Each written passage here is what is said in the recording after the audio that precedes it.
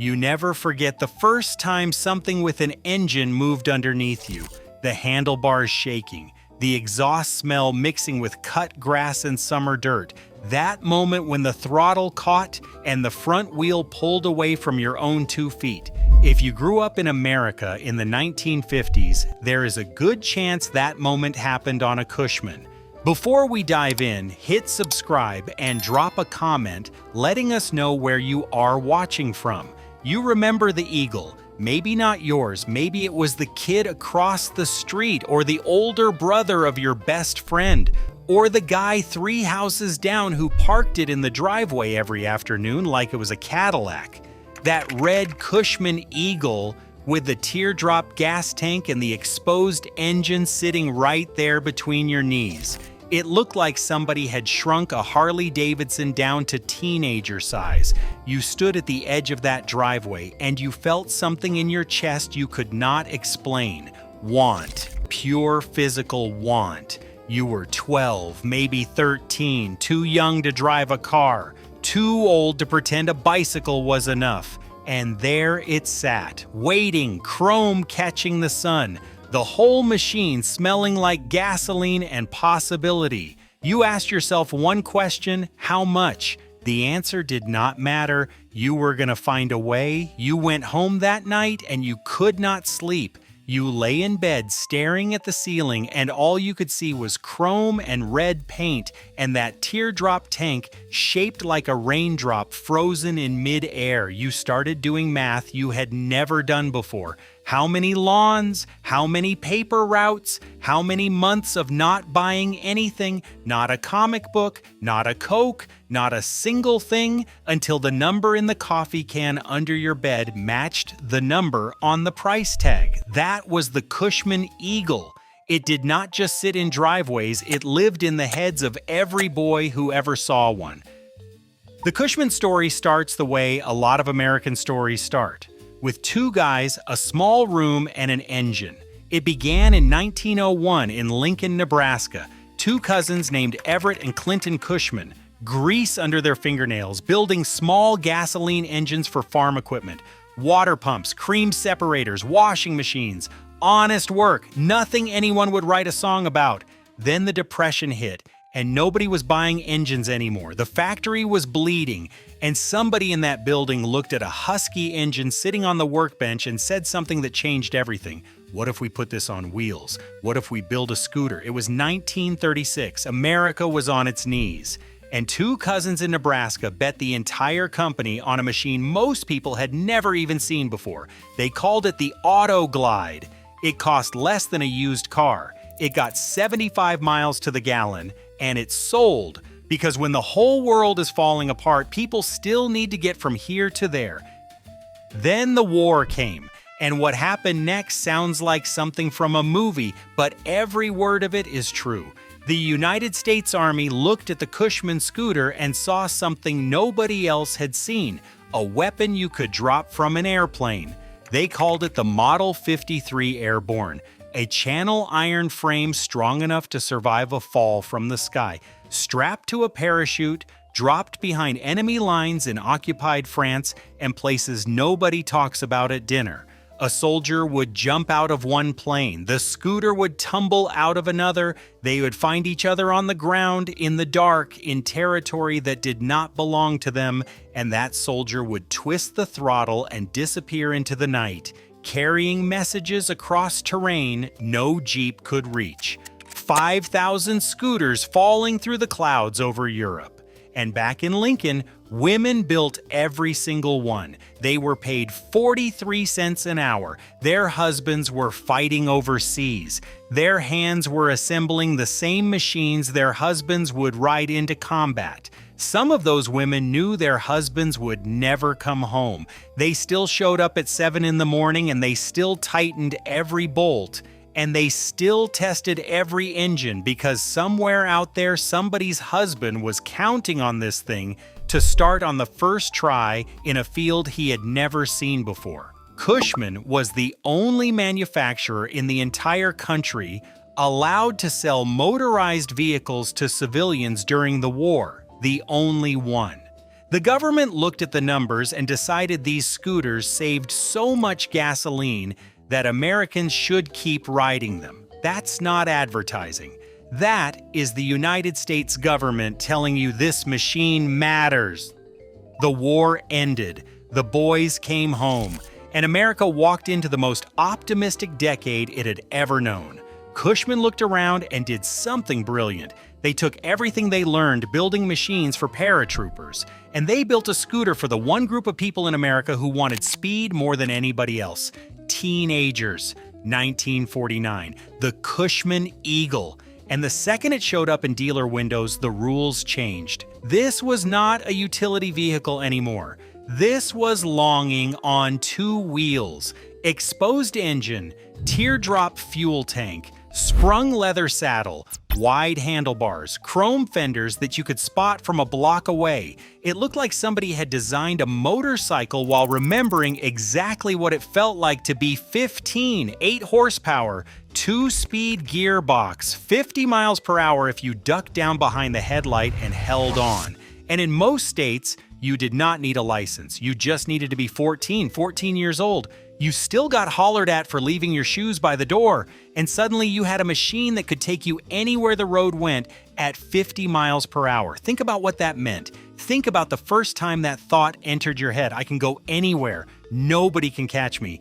That was the Cushman Eagle. That was what freedom felt like before you were old enough to know the word. And it had this one thing. This one detail that every single person who ever sat on a Cushman remembers before they remember anything else. The throttle twisted forward, not back like every motorcycle ever built, forward toward you. The opposite of what your body expected. You know what happened the first time you grabbed it? You twisted it the wrong way and nothing happened. Somebody standing behind you laughed. Then you twisted it the other way and the whole machine lurched and you almost fell off the back, and nobody was laughing anymore because you were already moving. You figured it out in 3 seconds because nothing on this earth was going to keep you off that scooter. Not the backwards throttle, not your mother yelling from the porch, not the fact that you had spent every dollar you ever earned mowing lawns and still had to borrow $12 from your older brother who was going to remind you about it for the next 3 years. None of it mattered. You were gone. You rode it everywhere. To school if they let you park it, to the drugstore, to the lake, to the edge of town where the road turned to gravel and the fields opened up and there was nothing between you and the horizon but air. Saturday mornings you would wake up before anyone else in the house, pull on your boots, walk out to the garage, and there it was. Cold metal, dew on the seat. You wiped the saddle with your sleeve, grabbed the kickstarter with your right foot, and pushed down hard. First kick, nothing. Second kick, the husky coughed. Third kick, it caught. And that flat idle filled the garage like a heartbeat coming back to life. You backed it out into the morning before your mother's light came on. The neighborhood still asleep. The streets still yours. For the next 2 hours before breakfast, before chores, before the rest of the world woke up and started telling you what to do, you were the only moving thing for miles. Your friends had them too. You met at the gas station, 3 or 4 Eagles in a row, and rode out together toward nothing in particular. No destination, no plan, just the road and the sound and the feeling that this might be the best it ever gets. You were right about that. You just did not know it yet. 15,000 Eagles a year by 1958. They rolled out of that Lincoln factory like a heartbeat. Cushman ran ads that said a penny a mile, 75 miles per gallon. $300 brand new. You could buy one at the Cushman dealer or walk into a Sears store and ride out on the same machine with an Allstate badge. The mailman rode one between houses. The newspaper kid rode one at 5 in the morning before the sun came up. The mechanic on the airbase rode one between hangars. That husky engine underneath all of them was cast iron. You could run it hard and put it away wet, and it would start on the first kick tomorrow morning. Your father probably laughed at it when you brought it home, probably called it a toy, but your father also noticed it never once left you stranded on the side of the road. It wasn't beautiful the way a Corvette was beautiful. It was beautiful the way a good wrench is beautiful. The way something that never lets you down is beautiful. And for the kids who rode them, that engine sound, that flat thump, thump, thump you could hear from 2 blocks away became the sound of their entire youth. If you weren't ready for the Eagle, Cushman had something for you too. The Highlander was the entry point. It had a step-through frame and 5 horsepower built for the kid who was still figuring out balance and brakes. If you were older and had the money, the Super Eagle came with a full dress cover over the rear and jet age body styling that made you feel like you were riding something from the future. Then there was the Pacemaker and the Road King with fins and curves that looked like they belonged on a rocket. Cushman wasn't just building scooters, they were building stages, and every kid in America was climbing from one to the next, saving and trading and upgrading, chasing that next step up the way you chase anything when you're young, and the world still has levels you haven't reached. Then Honda arrived. Quiet at first, small motorcycles in showrooms that nobody took seriously. You'd walk past them and think, nice toy. But they were lighter, smoother, cheaper. They had electric starters and 4-speed transmissions and paint jobs that looked like tomorrow. And they had something else that Cushman never figured out. They made riding look easy. Cushman made riding feel like work you wanted to do. Honda made it feel like nothing at all.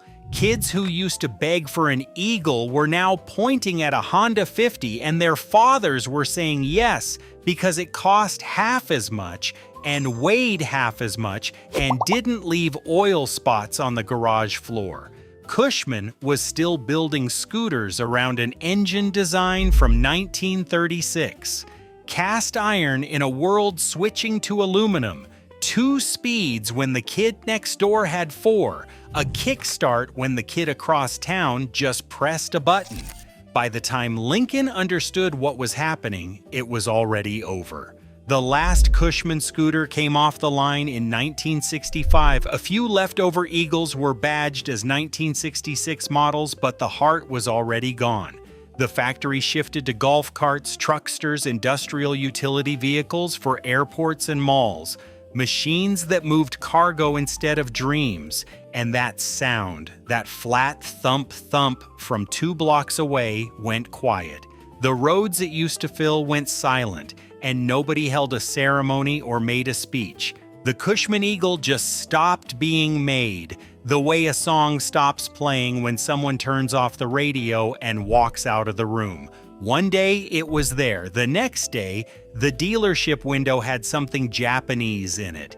And the strange part is you didn't even notice right away. You were older by then. You had a car. You had a job. You had things to do that didn't involve ducking behind a headlight at 50 miles an hour. But years later, maybe decades later, you'd be driving past a garage sale and see one sitting in a yard.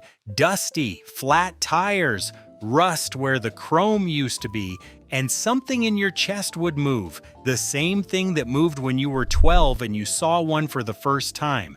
And you'd slow down, and you'd look. And for just a second, you'd be back on that road, 14 years old, the throttle pulled forward, the wind cutting your eyes, and the whole world smaller and simpler and better than it would ever be again. The company kept going in ways that would break your heart if you ever loved the name. It was sold to Outboard Marine, then to Ransoms in England, then to Textron. Each owner was farther from Lincoln, and each owner was less interested in what Cushman used to mean. The trucksters limped along until 2002. You have seen them without knowing it, those little 3-wheeled carts at airports and stadiums, driven by people who have never heard of the Eagle and would not understand if you tried to explain. But the factory. Let me tell you about the factory. 15 acres in Lincoln, Nebraska. 250,000 square feet. The building where women assembled airborne scooters for soldiers jumping into France. The building where the first Eagle was born. The building where somebody once bolted a teardrop gas tank to a tubular steel frame and changed a 14-year-old kid's life forever. They tore it down, every wall, every beam, every square foot of floor, where 30 years of American craftsmanship turned metal and rubber into something that felt like flying. It is a parking lot now, part of the University of Nebraska. Students pull in every morning, grab their backpacks, and walk to class without looking down. They have no idea what their tires are resting on. They have no idea that right beneath their feet, someone once built the machine that taught their grandfather what it means to be free. But you know because you were that kid. Maybe you owned one. Maybe you only rode one once around the block. Somebody else's Eagle with somebody else's permission, your heart hammering so hard you could feel it in your wrists. Maybe you only stood at the edge of a driveway and watched someone else ride away, and you can still hear that engine now getting quieter and quieter until it turned the corner and the street went still and everything felt smaller. It does not matter which one you were, the kid who owned one, the kid who borrowed one, the kid who just watched. Cushman found all of you because that was the summer you figured out something nobody had to teach you, that a machine can make you feel alive, that speed is not a number, it is a feeling that starts in your stomach and climbs into your throat, and that certain sounds, once you hear them, never really leave you. Even when the factory is rubble, even when the engine is rust, even when you are sitting right here 60 years later and you can still feel those handlebars vibrating and the throttle pulling forward and the whole world cracking open in front of you like it did on that one perfect afternoon when you were 14 and absolutely nothing on earth could stop you. Was it a Cushman for you, or was it something else that gave you that feeling for the first time? Tell us in the comments.